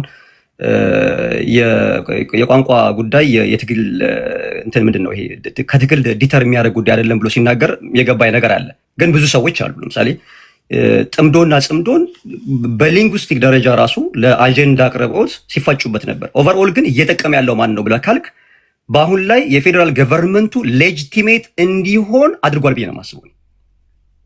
አሁን ላይ ብዙ ሰዎችን አሁን ኢንፎርማል አሰስመንት የምትሰራ ማለት ነው ጽምዶን ትደግፋለህ ብትል አሉላን ለምሳሌ አሉላን ታውቀዋለህ። አሉላ ማለት ዳይ ሃርድ ፎር ትግሪያንስ አይደል? ለህዝቡ የሚሞት ሰው ነው። ነገር ግን ከጽምዶ ጥቅም አገኛለሁ ብሎ ቢያስብ አሉላ ያልደገፈውን ጽምዶ መሀል ሀገር ላይ ወይም ደግሞ ከሳውዘርን ኔሽን ናሽናሊቲስ ወይም ደግሞ ደቡብ ውስጥ ተወልዶ ያደገ ሰው ጽምዶ ያዋጣኛል ብሎ አምፕሊፋይ ቢያደርግ እኔ አሉላ የሚቀርብኝ ለእኔ ነው። ምክንያቱም ዊ አር ፕሮክሲሜት አይደለም ትግራይ ማለት በአንድ የታሪክ አጋጣሚ አንድ ግዛት ነው የነበረበት ታይምም ስለነበረ ማለት ነው። ስለዚህ ጽምዶ የሚባለው የላንቲካ ፖለቲካ ነው። ለተዋናዮቹ ላንቲካ ነው። ይህ ዝም ብሎ ረብ የለሽ ማለት አንዴ ስትራቴጂ ለው ታክቲክ ቴዎራሪ ነው። እዛ ታክቲካል አሊያንስ የፈጠሩ ሰዎችን ካያችሁ ደግሞ ረዥም ጊዜ የቆየ ከፊሎች የ150 ዓመት፣ ከፊሎች የ3000 ዓመት፣ ከፊሎች ደግሞ ያለፉት 60 ዓመታት ችግሮችን ወልዶብናል ብለው የሚያስቡ ሰዎች ናቸው። እዛ ጋር በዋናነት ደግሞ ኢቭን ጽምዶ ላይ ተዋናይ ሆኖ የቀረቡት ሰዎች የሆነ ታይም ላይ እኛ ገና ድክ በምንልበት ሰዓት ተጣማጅ አድርገው ያቀረቧቸው ሰዎች አልነበሩም፣ ኤግዚስት አያደርጉም ብለው ዲፋይን ያደረጉ ሰዎች፣ መጽሐፍ የጻፉ ሰዎች ናቸው። ስለዚህ ያ ነገር እየጠቀመ ያለው ፌዴራል ገቨርንመንቱ ፓወር ኮንሶሊዴት እንዲያደርግ ሞኖፖሊ ኦፍ ቫሊዮንስን እንትን ኮንትሮል ማድረግ የሚችልበትን መደላድን የፈጠረው which is አሁን የናሽናል ዲያሎግ የሚባለው ማለት ነው። በነገራችን ናሽናል ዲያሎጉን እኔ የምረዳው ፌዴራል ገቨርንመንቱ ሌጂቲሜሲውን ሊያረጋግጥበት እየሄደበት ያለ ጉዳይ ነው ብዬ ነው የማስበው። ለዛ ሁሉ ግን ክፍተቱን ወይም መደላድሉን የፈጠረው የትግራይ ኃይሎች ኢማጂን አሁን ከሱዳን አልፋሽጋ መሬት አብይ የሚከሰስበት ነው አይደል? ጠቅላይ ሚኒስትር አብይ አህመድ የሚከሰስበት ነው ፍሮም ዘ ቬሪ ቢግኒንግ ማለት ነው። አልፋሽጋን ማስጠበቅ ሲገባው ትግራይ ላይ ጦርነት ከፈተ ተብሎ ሲዘመትበት ነበር። አሁን አልፋሽጋን ተቋጥሮ ካለ ፋክሽን ጋር ወይም ደግሞ በዛ ያንን ከተቋጠረው ኃይል ጋር ጦርነት ውስጥ የገባ ፋክሽን ውስጥ ገብተህ አንተ የምትፈጥረው ጽምዶ ምንም አይጠቅምም ለተጻማጁ ማለት ነው። የሚጠቅመው ለፌዴራል ገቨርንመንቱ ነው። ፌዴራል ገቨርንመንቱ ደግሞ ወደድንም ጠላንም ማለት ነው በዓለም አቀፍ ደረጃ ሌጂቲሜሽን አለው። ወይዘሩ ምርጫው ትክክል አይደለም ብለን ልንከራከር እንችላለን። የኢንክሉሲቭነስ ወይም ደግሞ የምርጫ ፕሮቶኮልን ተያይዞ ያሉ ችግሮችን ልናወራ እንችላለን። ውስጥ ያለውን ሰላም ባለማስጠበቁ ብለን ልናወራ እንችላለን። ኦቨርኦል ግን እዚህ ጋር ካለነው ሰዎች የምርጫውን ጉዳይ ተነስቶ ሌጂቲሜሲ ጉዳይ ቢነሳ ፌዴራል ገቨርንመንቱ ያሉ ሰዎች ናቸው እንትን የሚኖራቸው ይሄ ዌይት የሚኖራቸው ማለት ነው። ለነሱ እያመቻቸን ያለ ሁኔታ እንዳለን የሚታየኝ መነሻውም ዛሬም አይደለም ሲጀምር ጽምዶ ለሚባለው ተርም አዲሶች አይደለንም። በቃ የሀገራችን ቪሸስ ሰርክል በጽምዶ እየተጀመረ ሳይፈታ እየቀረ እየተንጓለለ የመጣ ችግር ነው ብዬ ነው የማምነው። ቀዳማዊ ኃይለ ሥላሴን ለመጣል ውስጥ ያሉ የአራተኛ ክፍለ ጦር መኮንኖች ምናምን የአማራውም የምኑም ሴንቲመንት ያላቸው ተጻመዱና ንጉሱን ጣሉ። ከዛ ደግሞ ደርግ መጥቶ የተወሰነ ጊዜ እንደቆየ አይ ይሄ ሰውማ እንደዚህ ነው ብለው ከአማራውም ከኦሮሞውም ከትግራዊም ተጣመደና እሱን 17 ዓመት አፈርድሜ እርስ በርስ ተባልተን ወደቀ። እሱ ከወደቀ በኋላ ቲፒኤልኤፍ መጣ። ኢህአዴግ የሚባል ተቋሞችን ይዞ መጣ። ህግደፍን በራሱ መንገድ ጥጋ ሲያዘ። በነገራችን እነዚህ ነገሮች በሙሉ አካዳሚክ ጄኒውን የሆነ አካዳሚክ ዲስኮርስ ራሱ የሚያስፈልጋቸው ናቸው ብዬ ነው የማስበው። ጠቅላላ የችግሮቻችን መንስኤ የጽምዶ የሚባለው ሴንቲመንት ጽምዶ የሚባለው አንዳንድ ጊዜ የፖለቲካል ኢንተርፕረነሮች መሳሪያ ሆኗል ብዬ ነው የማስበው። ህዝብን ያማከራል። ለምሳሌ በቅርብ አይተሃል፣ ዛራ ሚዲያ ላይ ኢንጂነር ግርማ ቆሮሾ ማለት ነው የዘና ኦሮሞ ኤሊት ነው ወዴት ነው የምትመጡት ነው ያለው። የኔም ጥያቄ ነው። ለምሳሌ ከላይ በነ ደብረ ጽዮን የሚመራው ኃይል ደብረ ብርሃን ድረስ በመጣበት ሰዓት የፌዴራል ገቨርንመንቱ ሳይቀር የወሎን ማህበረሰብ ባንዳ ብሎ የተሳደበበት ሁኔታ አስታውሳለሁ። በዛ መካከል ያለቀ ሌፍት ኤንድ ራይት ያለቀ ማህበረሰብ ናቃለሁ ያለቀው ማለት ነው። እኔ ጽምዶ ተብሎ ሲመጣ ምንድነው የሚፈልጉት የሚል ጥያቄ አለኝ። አሁንም ድጋሚ የቀረነውን ሰዎች ሊጨፈጭፉን ነው ወይስ ምንድነው የሚያመጡት የሚል ጥያቄ ስላለኝ ቆሮ ኢንጂነር ግርማ ሲናገሩ አወዝ ላፊንግ ልክ የኮረኮሩኝ ያክል ነበር ስስቄ ነበረው።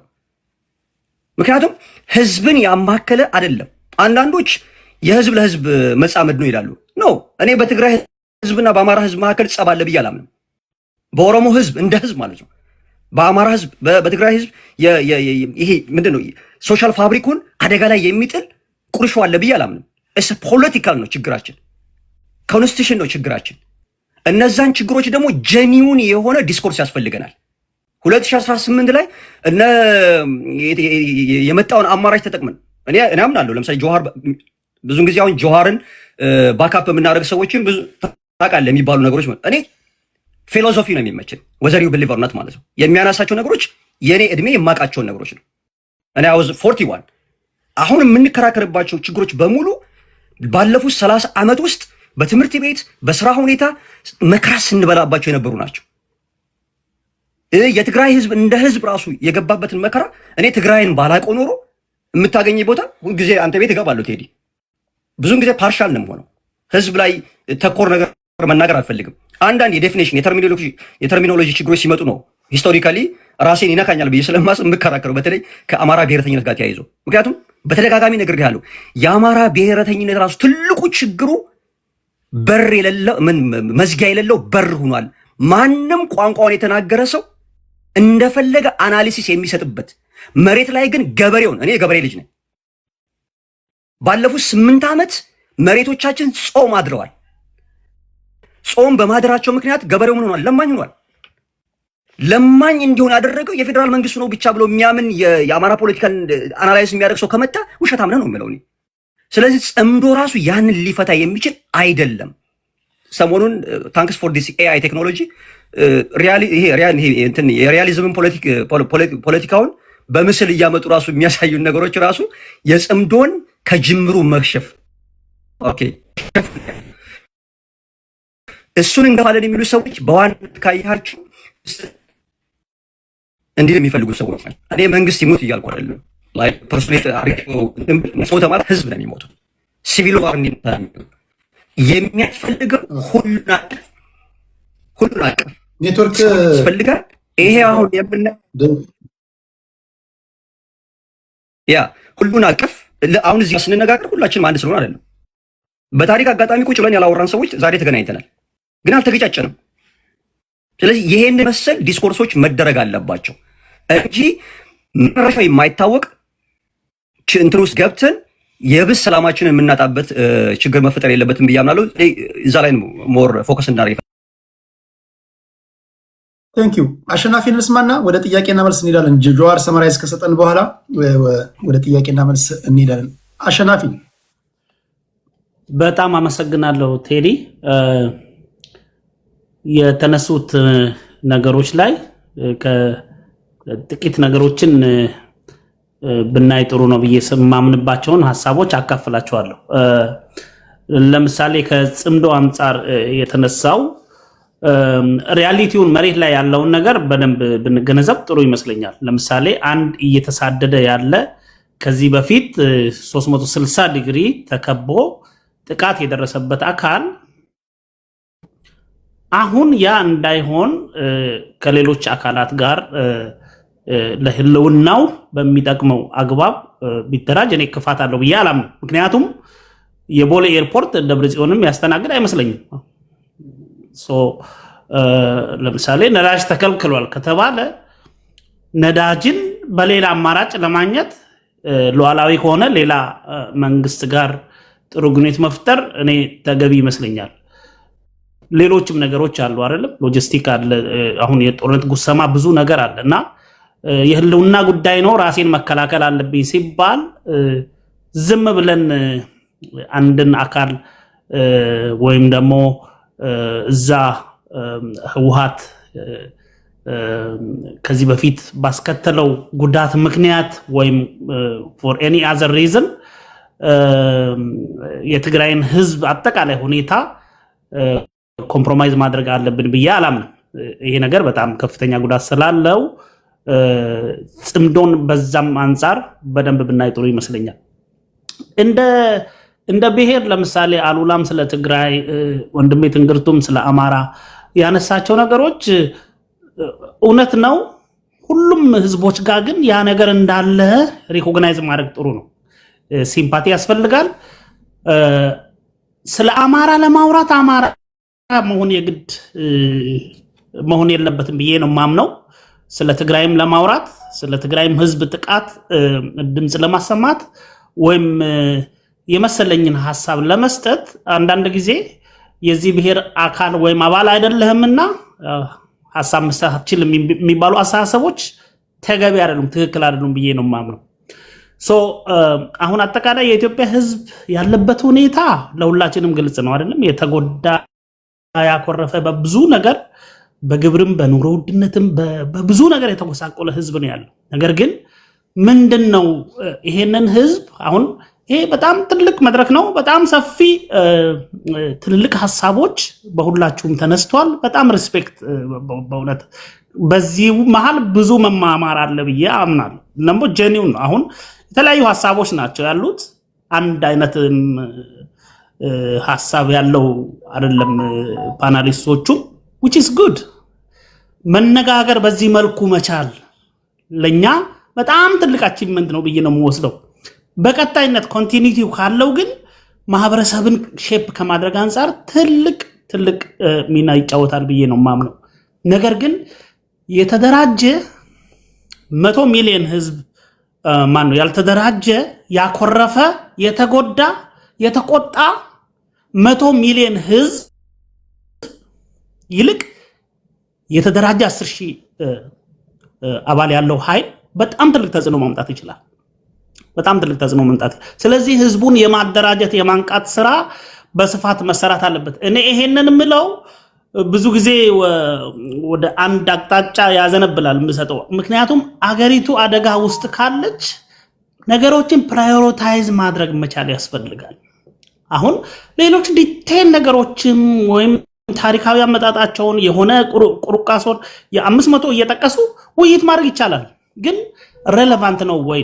ወቅታዊ ነው ወይ? ይጠቅመናል ወይ? አሁን ፕራዮሪቲያችን ምንድን ነው? ፕራዮሪታይዝ ማድረግ አለብን። ምንድን ነው የኛ ፕራዮሪቲ? ኢትዮጵያን ከአብይ አህመድ መታደግ ነው። ይሄን ብዙዎች ይስማማሉ ብዬ አስባለሁ። በጣም ብዙ የኢትዮጵያ ህዝብ እንግዲህ የኢትዮጵያ ህዝብ ስንል ብልጽግናም እዛ ውስጥ አለ፣ ብልጽግና የሚደግፉ አካላትም አሉ።